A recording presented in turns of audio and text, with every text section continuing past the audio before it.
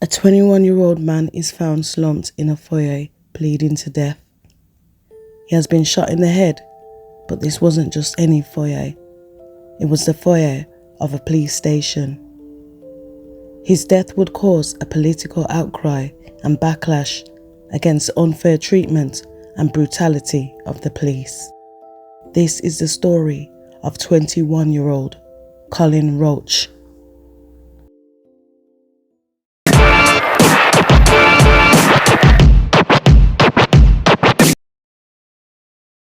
Colin Roach, born on the 13th of March 1961 to parents James Roach, a builder, and Pamela Roach. He lived on Lanfranc Road in Bow, East London, and attended Brook House School. He worked as a tailor's cutter but was currently out of work.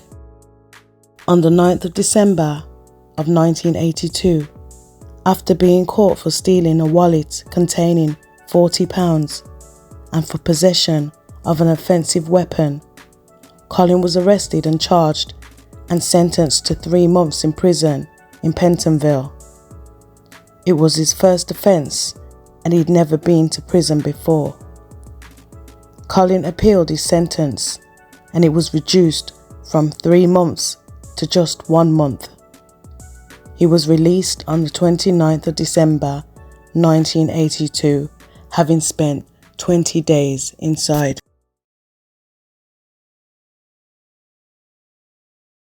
2 weeks after Colin's release from prison, on Wednesday the 12th of January 1983, Colin had spent the day visiting friends and buying parts for his car. Everyone that met him that day said he was his normal, usual and cheerful self. Colin's friend Keith Scully called round his house to pick him up just before midnight. And according to Keith Scully, he said they were driving around the East End of London, and in the car with them was another friend called Jim Joseph. During the drive, Keith said that Colin suddenly became agitated, saying that people were after him. Keith stated that he offered to take Colin home, but Colin refused to go, saying, "No, don't take me there. They will be waiting for me." Keith then asked Colin if he was in some sort of trouble, to which Colin responded, "We're all going to die." Confused by his sudden change of demeanour, Colin's friends probed further about what was wrong, to which Colin replied, "If I tell you what's wrong, they're going to get you too." Colin then claimed that Joe Joseph was dead. Joe Joseph was the twin brother of Jim Joseph, who was in the car, and upon hearing this, Jim asked to be dropped off so he could go and look for his twin brother.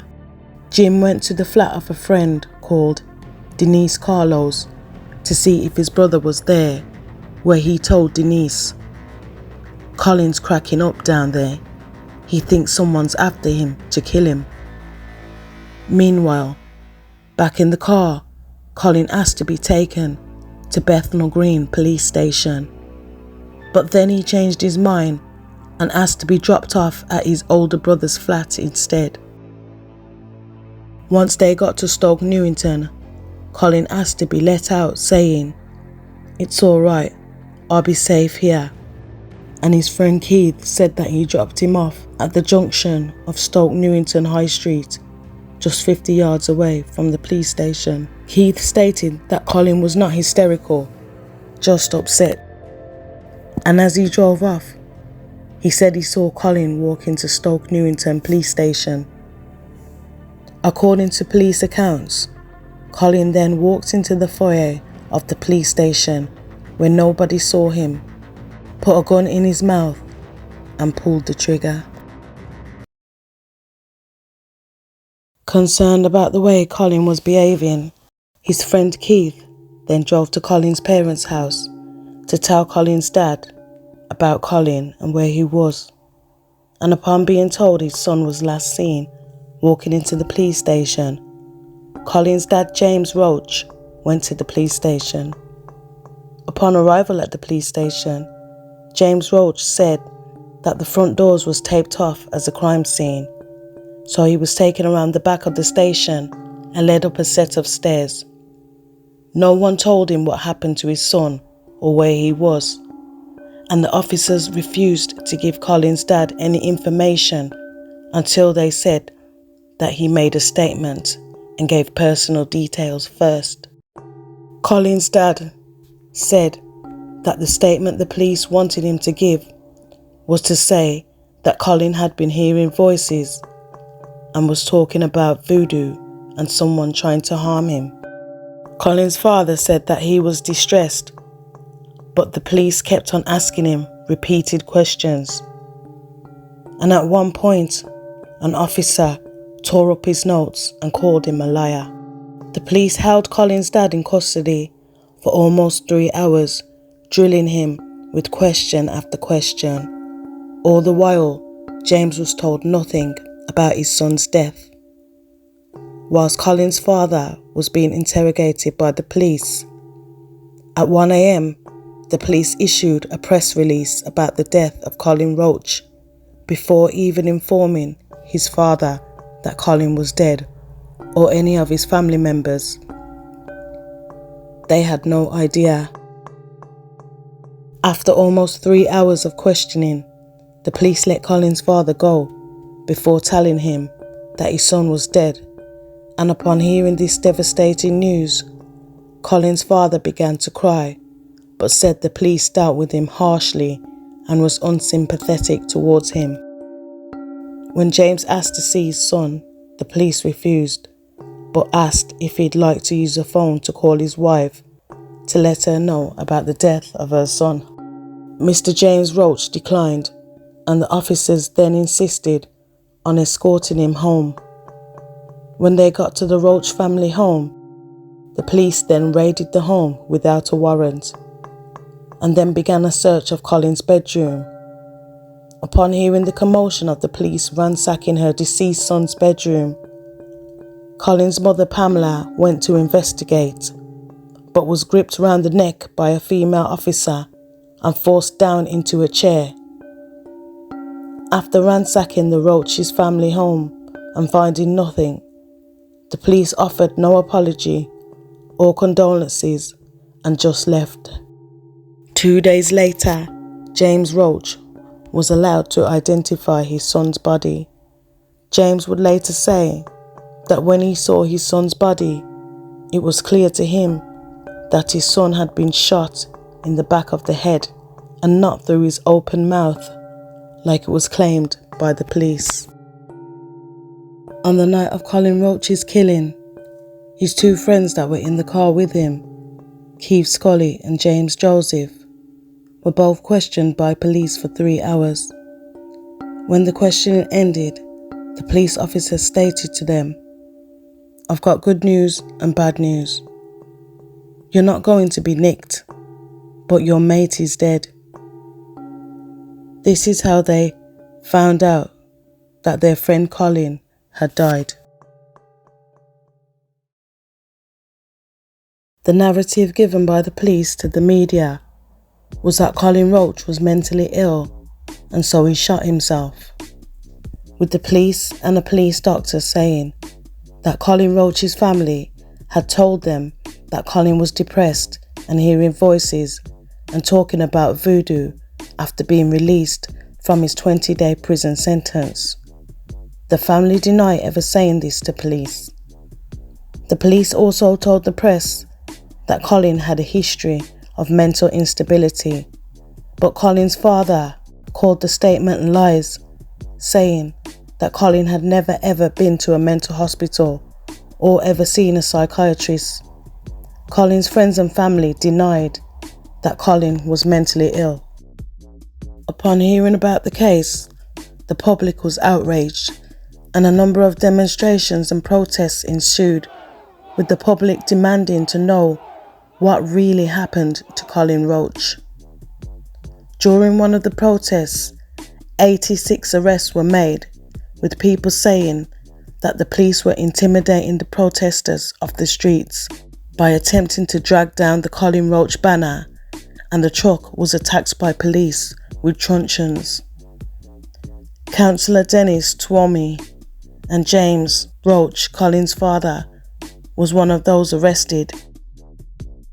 Witnesses say that Colin Roach's dad was dragged away from the truck that was carrying the banner and punched and kicked by police as he was taken away. Councillor Dennis Twomey was dragged through the windscreen of the truck he was driving, where he suffered cuts and abrasions to the face and arms and had to be taken to the Royal London Hospital. He was then later charged. Bail conditions forbade them from attending any protests, pickets or demonstrations, and they were also banned from Hackney and banned from going north of the River Thames. The community continued to protest Colin's death outside the Stoke Newington Police Station and demanded a public inquiry into the circumstances of Colin Roach's death.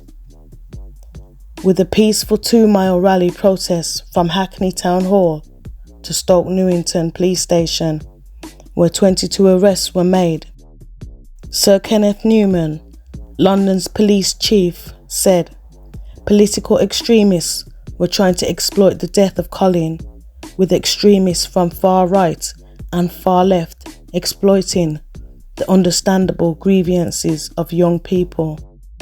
During another one of these peaceful demonstrations, papers reported that a mob had broken off from the protest march to rob a jeweller's shop. But the next day, Scotland Yard put out a report saying that this information was false because the robbery had happened hours before the protest march even begun. This false report of the jewellery shop robbery was said to have been put out there by Stoke Newington Police Station. To try to defuse the situation and hopefully bring back the community's trust of the police, a meeting was set up between police and community leaders and the public, with local police commander Bill Taylor saying they want to be as open and as helpful as possible and to allay any misunderstandings. But when he was asked questions by the community activists, such as, if a random man walked into the station and shot himself dead, how were you able to identify him enough to put out a media statement on who had died and how, before Colin's family even knew he was dead or had identified him?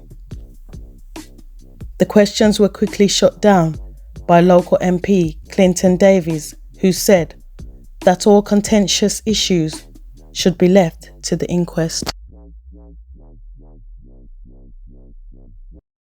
During the inquest into Colin Roach's death, Coroner Dr. Peter Vanessa, pathologist from London Hospital Medical College, said that many pellets were found in Colin's skull, with 2 gun shells found in Colin's jacket pocket.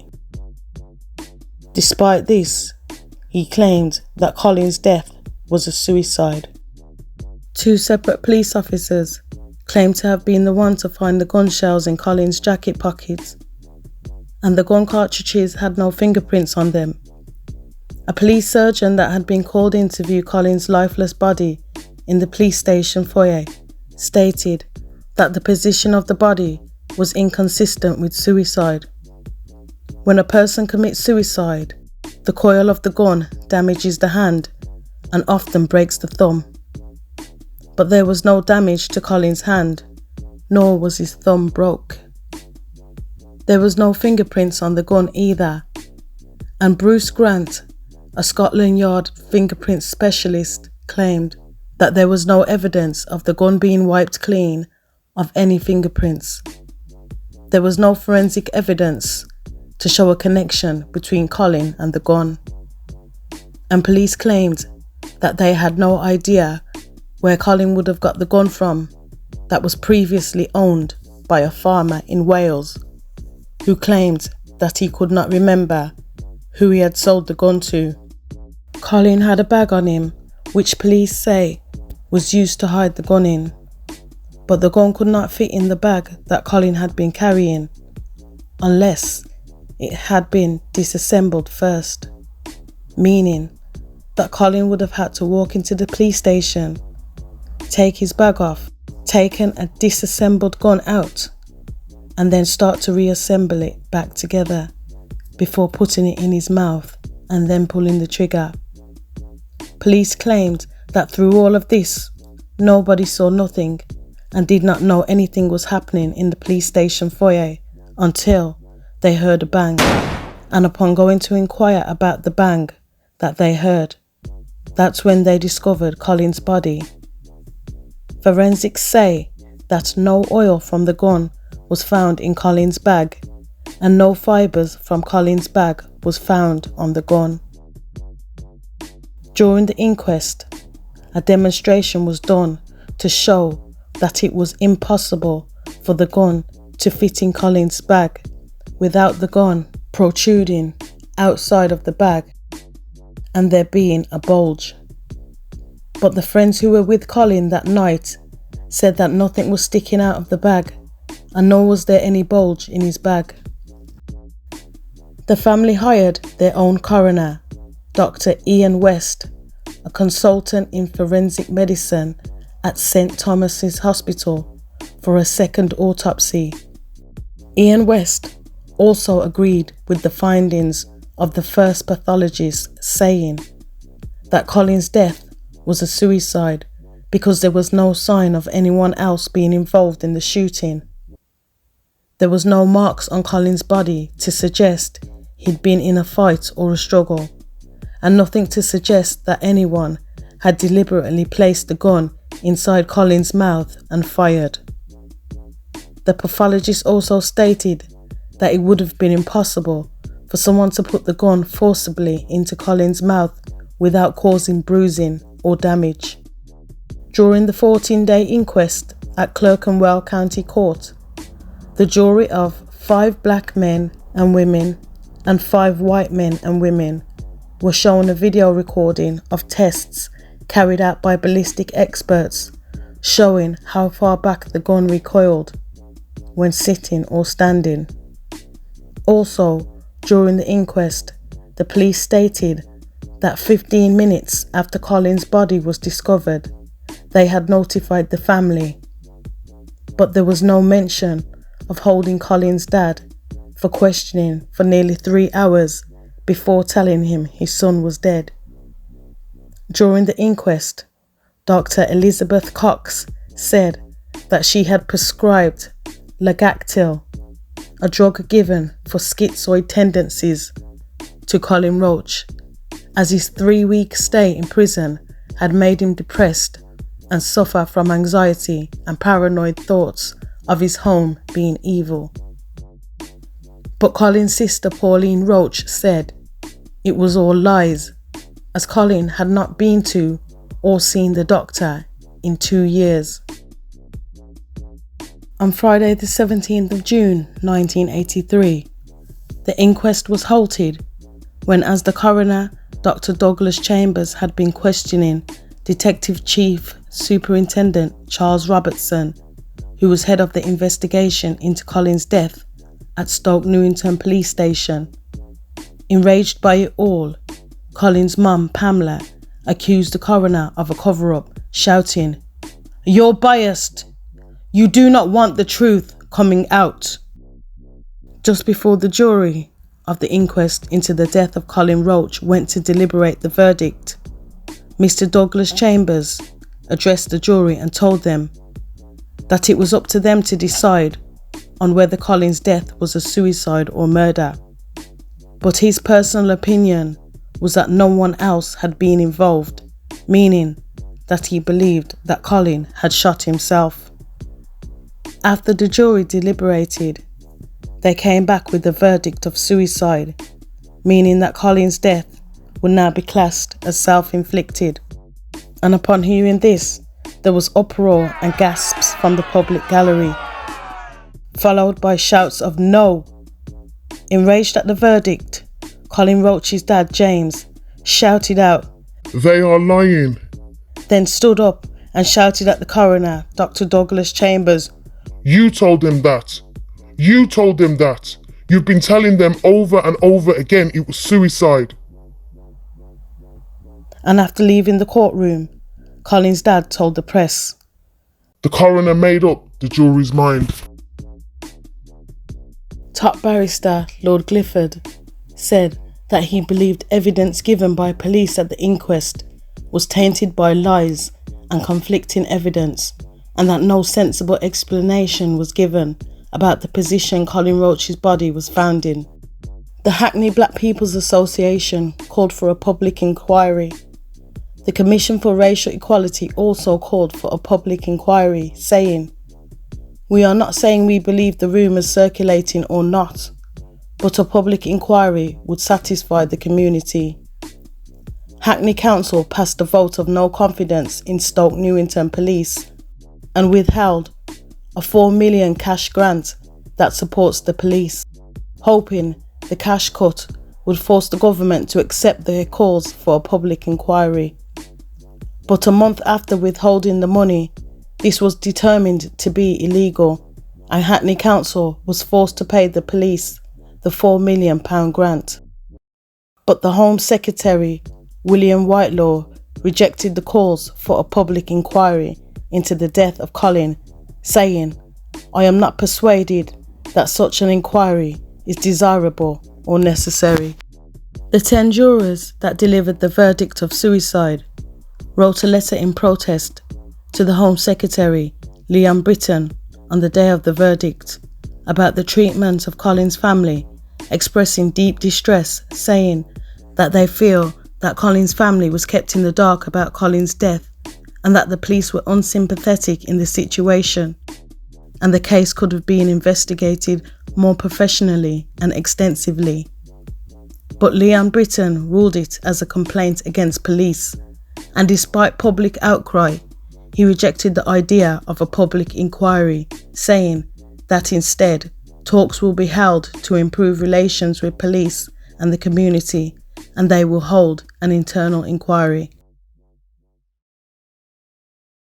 21-year-old Colin Roach's funeral was held on Friday the 18th of February 1983, 4 months before his inquest, and it was attended by 300 mourners. 3 weeks after the shooting death of Colin Roach, an 18-year-old young mother called Dolores Williams, a voluntary worker at Stamford Hill Youth Club, was home alone with her 1-year-old baby girl when police officers burst into her home and ransacked the place, leaving her 1-year-old daughter hurt and bleeding before detaining and arresting her for allegedly receiving stolen goods. They took her to Stoke Newington Police Station without allowing her to seek help for her injured baby girl, and leaving the 1-year-old child at home unattended for 12 hours all by herself while her mother was detained at the police station. No stolen goods were found at her home, but whilst at the police station during her interrogation, Dolores claimed that one of the officers told her the only reason Colin died was because he didn't want to give evidence to us. A plainclothes police officer then claimed to Dolores to have shot Colin Roach after a really long struggle inside the police station. Officers came out with we shot Colin Roach because he wouldn't give us evidence we wanted. Upon her release, Dolores told this story to the Voice newspaper, and she also gave a TV interview. The Voice newspaper offered a £1,000 reward 4 days later for any information on what happened to Colin, to which Police Chief Commander Bill Taylor said, "I regard continued speculation in advance of the public inquest as unjustified and irresponsible. It can only add to the grief of the family." Just over a week later, after 18-year-old Dolores Williams gave her account, the Borough Police Commander gave an exclusive interview to the Voice newspaper. to try to answer some of the questions about the circumstances surrounding Colin Roach's death that had driven a wedge between the police and the black community, whether Commander Bill Taylor told the newspaper that the police never said that Colin's death was suicide, stating that it is not our position to make decisions of that kind. That's a decision for the coroner. He then went on to say, what we have said is that we are not looking for any second person in connection with the matter. The police commander then went on to say that on the night of Colin Roach's death, the police accompanied Colin's father James back to his home so that he could inform his wife about her son's death, and that they only searched the Roach family's house to find if there was any medication, drugs, or anything in Colin's room that would assist the coroner. In 1990, 7 years after the death of Colin Roach, Irish singer Sinead O'Connor wrote a song entitled Black Boys on Mopeds off her album entitled I Do Not Want What I Haven't Got. The song was to highlight police brutality towards young black men, inspired by the death of Colin Roach and Nicholas Bramble, who was killed on his scooter 6 years after the death of Colin Roach, after being chased by police who had wrongly assumed that the moped he was on was stolen. On the back cover of her album, Sinead O'Connor put a photo of Colin Roach's parents standing in front of a protest banner with their deceased son's face on it, with the caption underneath saying, God's place is the world, but the world is not God's place. And in the album's credits, she thanked the Roach family. Sinead said that she was moved to tears after seeing a photograph of Colin's distraught parents, claiming that the picture shattered her as she was a mother herself and was moved by the look of anguish on Colin Roach's mum's face at having a son taken away from her before his time. On the 12th of January 1993, 10 years to the day of Colin's death, the Colin Roach Community Centre was opened in Hackney to commemorate his death. 10A Bradbury Street, Dalston. It has now been 40 years since the death of Colin Roach, and many questions still remain unanswered. How does a perfectly healthy young man of 21 years of age leave his home with a perfectly sound mind and no history at all of mental illness according to his family, and then end up suddenly, supposedly, showing symptoms of mental illness? Then walk into a police station foyer, unseen by anyone, assemble a gun he was allegedly supposed to have been carrying, without nobody at the front desk seeing him, and then shoot himself dead. Why were the inconsistencies in the reports of his death not investigated? Despite the unanswered questions, the government has refused a public inquiry till this day. I would love to know your thoughts and opinions on what you think happened to Colin Roach. Leave your comments down in the comment section.